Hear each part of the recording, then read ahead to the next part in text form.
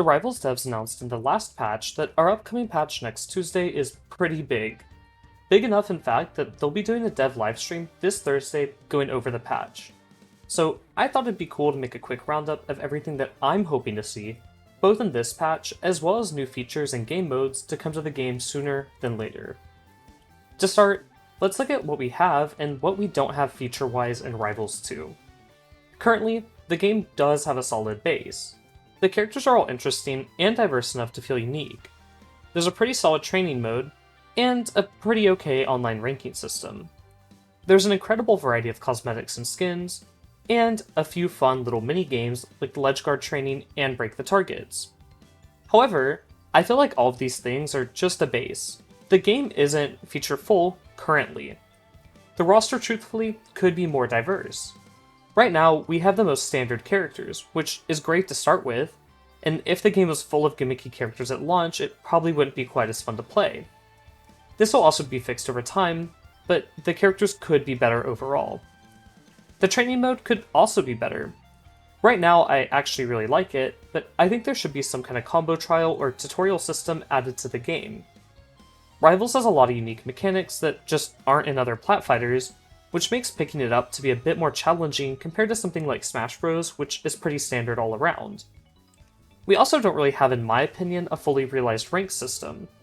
I personally really like the rank shop, but I think having unique ranks for each character, just like Rivals 1, would make the system a lot more engaging, especially for players who want to challenge themselves to learn a secondary, without having to see their real elo plummet. I personally find myself getting a wide range of ranks in casual queue, which makes sense because the matchmaking is wider there, but it's not always fun to queue a secondary and then run over a low-level player, or get run over by a top-level player. And finally, we're also missing a solid single-player feature. The mini-games are fun. You can find a lot of enjoyment out of them, but I don't think they're a selling point of the game really at all. I'm really glad they're there, but I don't think that anyone sees Rivals 2 on the Steam shop and starts jumping up and down wanting to play the Ledge Guard simulator. With that being said though, we do know that a lot of these features are being worked on, or at least planned for the most part. For the rest of the video though, I do want to talk about balance changes I'd like to see come to the game, and potential features or inclusions that we don't really know too much about yet. Before we get to that though, I do want to let you know about a giveaway happening here on the channel. If you want a chance to win the Valhalla Hockey Loxodon skin, all you need to do is leave a comment down below on any of my videos before next week's patch. I wouldn't be mad if you left a like or subscribed while you're down there, but it's not really necessary to enter. But let's go ahead and get back to the video. As far as balance changes go, I think most of the cast needs to be tuned down, or have their kits fully realized. Let's look at Rano as a quick example. Rano has some of the best camping tools, if not the best. Needles are safe, non-committal, and hard to actually counter in any notable way, since they're pretty fast and hard to parry. He also has incredible tech chasing, great juggling and combos, a pretty good recovery with lots of options and routes, great movement, safe moves, fast frame data, and incredible ledge guarding and trapping. He's kinda got it all. These aren't bad tools to have on a character, but when they're all in one kit, the kit can feel bloated and not built in a realistic way. I personally think that taking away some of the safety in whiffing needles, or getting needles parried, would be really cool. It'd make Rano have to decide when he wanted to threaten them, and when he might want to just opt to play more aggressively with his already good normals. I think he could also make some of his throws a little bit more DI-able, removing some of the consistency of his already really consistent 50-50s, especially at higher percents, making him a little bit harder to pilot, but not removing the potential. And finally, I think I'd make his recovery a little worse. Maybe make bubbles slower to place, so that opponents could have more time to ready a counterattack. Or make the up B a bit laggier, so a sloppy one isn't as rewarding. I think changes like these don't need to happen all at once, but it'd be cool to see some of Rano's excessive strengths get shaved off. He'd still be really good at tech chasing, and his combo game would still be intact if you were skilled enough and covered DI properly, and his ledge guarding would still be top tier, while other parts of his kit would simply be a lot more punishable. I think these kind of changes that are aimed to give a character focus are really important. At the start of the year, I posted a video critiquing the cast, saying that Rano, Zetter, Maple, and Raster all felt like similar characters, just in different flavors. They all had throws or tilts into 50-50 strong attacks, good recoveries, huge combos, and kind of cheaterish kill confirms. Since then, however, both Maple and Raster have been nerfed, making them a lot more unique, and I'd argue overall a lot healthier for the game. Now, Maple relies on her tether a lot more, making her finishers a lot more distinct, and Raster has tools that make him a little less safe in neutral. So, it feels like his approach to neutral is completely different than previous iterations, also making him distinct. Rano and Zetterburn, however, feel pretty similar to where they were at the point of posting that video. And to be honest, I don't think they're the most interesting versions of themselves. It kind of feels like they do everything well, and don't have a real weakness. I mean, sure, they're fun to watch. I personally really enjoy commentating them, but they're not really all that fun to fight against, especially if they're an overly common opponent. I personally think that problem will get fixed as more characters get added to the roster and the roster does become more varied, but for now it feels like most of my matches are against Zetterburn and Rano, both in ranked and in brackets, which has led to them feeling stale to me. I think nerfs could curb this problem, but also buffing their counters or giving characters more counterplay to their tools could help. I think if characters like Fleet and Loxodon had better ways to mix up their disadvantage, characters like Zetter and Rano might not feel so oppressive. I think giving Fleet more utility on a move like her down B would be really cool. Letting her cancel the move the same way Zetter does would give her a cool movement option. It'd be important to keep the move committal since otherwise she'd become annoying pretty quickly, but it'd be a cool movement tech. I also think letting Loxodon gain a few frames of armor on his cancelled down B could allow him to burn the resource to mitigate never-ending combos. This one I'm a little bit less sure on truthfully. I think it'd make combating him a lot harder and more annoying, but it'd also help him out and would allow him to be more expressive in spots that he's not really great in currently. As I said though, I'm not 100% sure how to approach a change to Lox. He just feels like he's missing one or two tools from being a well-rounded fighter. Speaking of making characters more expressive, currently some recoveries feel a little linear. Characters like Loxodon, Crag, and Fleet all have great tools to get back to the stage, while also having tons of points where they can be exploited. However, characters like Rano, Zetterburn, and Clarin all feel pretty hard to effectively guard, unless you're able to go really deep and snipe them before they can make it to the wall.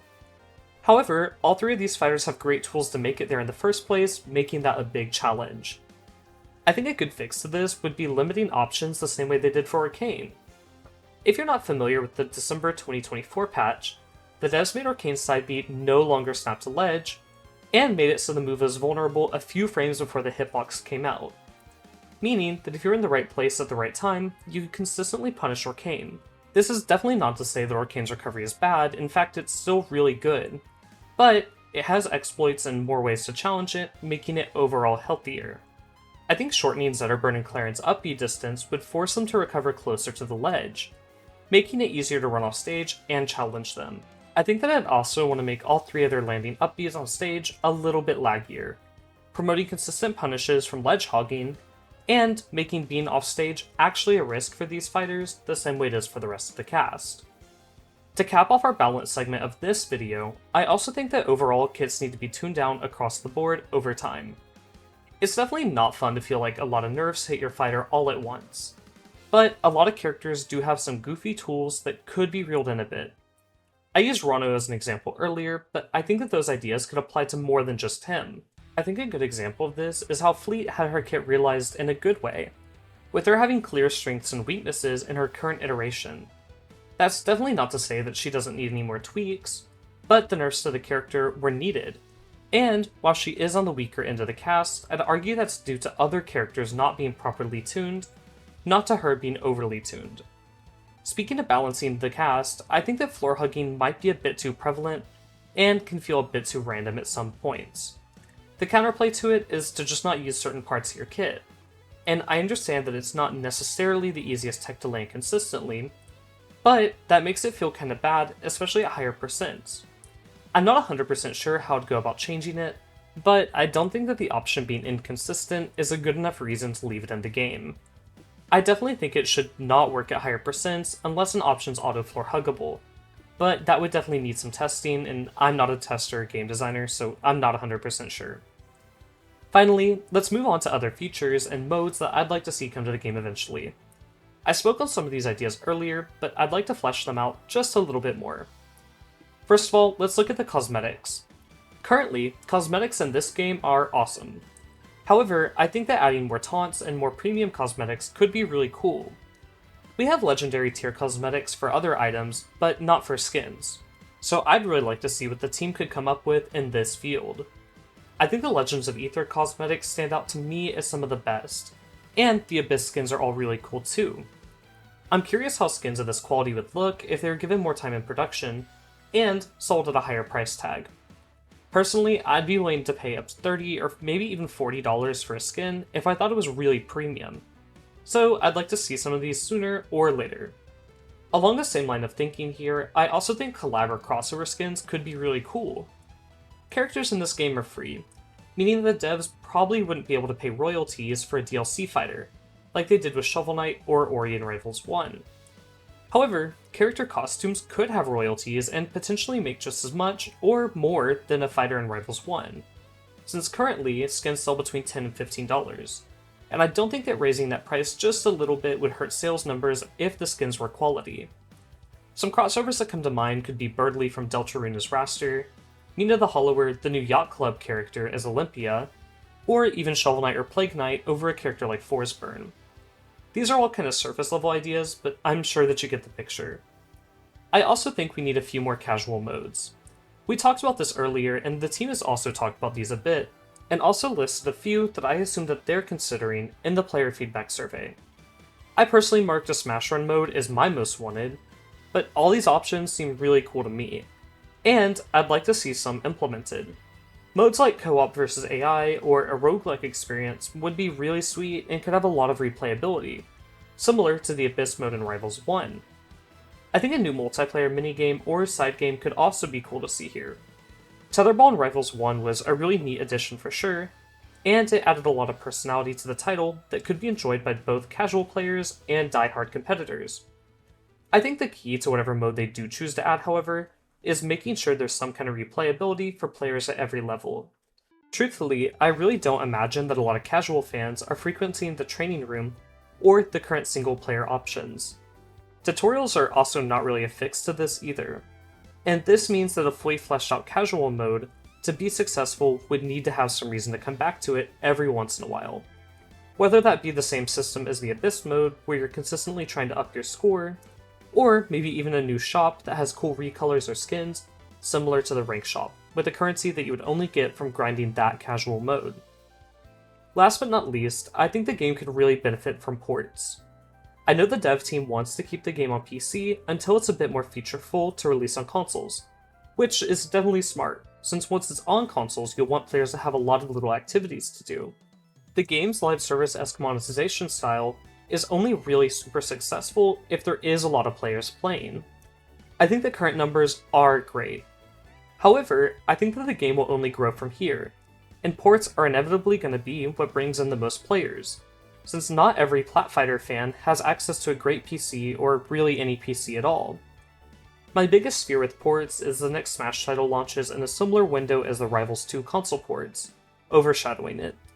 But I'm crossing my fingers that that won't be a problem and that the game can release smoothly. That just about wraps up all my thoughts about what I'd like to see come to Rivals 2. Let me know what you would like to see in the game and if there is anything that I mentioned that might have been unnecessary. Thanks as always for watching, and I'll see you in the next one. Bye for now!